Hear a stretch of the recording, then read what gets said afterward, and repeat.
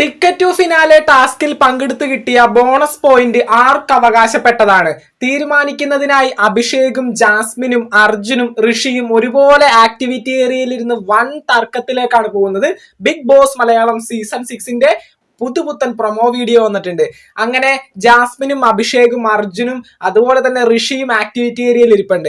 ഈ ഒരു 4 പേരും കൂടി ഒന്നിച്ച് ടിക്കറ്റ് ടു ഫിനാലെ ടാസ്കിൽ പങ്കെടുത്ത് സമ്പാദിച്ച തങ്ങളുടെ ബോണസ് പോയിന്റ് ഒരു വ്യക്തിക്ക് മാത്രം അവകാശപ്പെട്ടതാണ്. ആ വ്യക്തി ആരാണെന്ന് തീരുമാനിക്കാനാണ് ബിഗ് ബോസ് ആക്ടിവിറ്റി ഏരിയയിൽ ഇവരെ 4 പേരെ വിളിച്ചിരുത്തിയിരിക്കുന്നത്.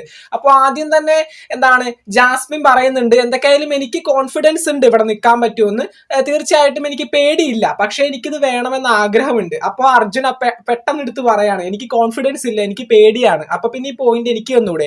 അപ്പൊ തന്നെ ഋഷി പറയുന്നു, നിങ്ങൾ ഓസിന് പണിയെടുത്തുണ്ടാക്കിയ സാധനമല്ലേ എന്നൊക്കെ ചോദിക്കുമ്പോൾ ബാക്കി എല്ലാവരും ഓസിന് പണിയെടുത്തോ, നമ്മെല്ലാവരും ഒറ്റക്കെട്ടായിട്ട് നിന്നല്ലേ ഈ ടിക്കറ്റ് ടു ഫിനാലെ വിജയിച്ചത്, ഈ ഒരു ബോണസ് പോയിന്റ് കിട്ടിയത്, പിന്നെ ഓസിന് പണിയെടുത്തു എന്ന് പറയേണ്ട എന്ത് കാര്യം? അപ്പൊ തന്നെ ഋഷി എനിക്കിത് വേണം എന്നുള്ള രീതിയിൽ ഋഷി പറയുന്നു. അഭിഷേകും പറയുന്നുണ്ട്, എനിക്കിത് വിട്ടുകൊടുക്കാനായിട്ട് ഒരു താല്പര്യമില്ല, ഞാൻ ആഗ്രഹിച്ചു പോയൊരു സാധനമാണ്, എനിക്കിത് എന്തായാലും വേണം.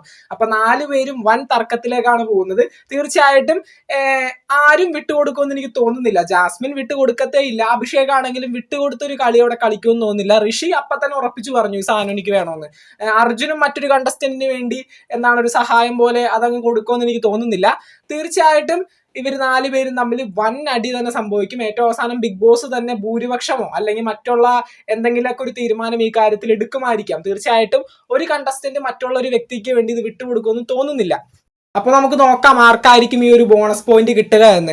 അർജുന് ഈ ഒരു ബോണസ് പോയിന്റ് കിട്ടിയതായിട്ടാണ് നമുക്കൊരു ഇൻഫർമേഷൻ കിട്ടിയത്. 100% ഉറപ്പൊന്നുമല്ല. അർജുന് ഈ പറയുന്ന ബോണസ് പോയിന്റ് മറ്റുള്ള 3 പേരും കൂടി ഭൂരിപക്ഷം നോക്കി കൊടുത്തു എന്നുള്ള രീതിയിലാണ് ഇപ്പൊ അറിയാൻ സാധിച്ചത്. അപ്പൊ എന്തായാലും നമുക്ക് നോക്കാം. ബിഗ് ബോസ് മലയാളം സീസൺ 6 പുതുപുത്തൻ വിശേഷങ്ങൾക്കായിട്ട് നമുക്ക് വീണ്ടും കാണാം. ചാനൽ ഇതുവരെ സബ്സ്ക്രൈബ് ചെയ്യാത്തവർ തീർച്ചയായിട്ടും സബ്സ്ക്രൈബ് ചെയ്ത് സപ്പോർട്ട് ചെയ്യുക. താങ്ക്